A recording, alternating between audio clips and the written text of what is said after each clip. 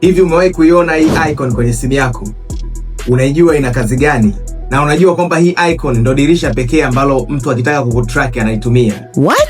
Save hii video na hakikisha umefollow hii account nikakuelekeza jinsi ya kuizima na kumzuia mtu asikutrack kupitia iPhone yako. Hii application inaitwa screen mirroring. Yaani inaruhusu reflection kwenye device nyingine. Mtu anaona simu yako na anaweza akaoperate simu yako kama wewe unavyoitumia.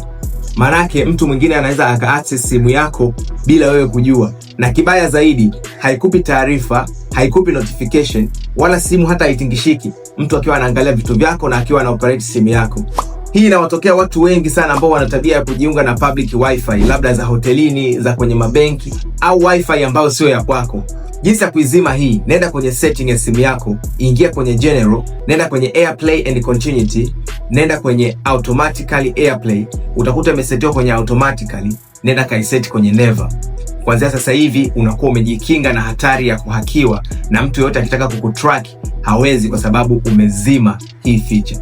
Kama hii imekusaidia, comment neno save, nitakutumia settings za usalama zote ambao unatakiwa kuzifanya kwenye simu yako kuepusha mtu asikutrack au asikuhaki.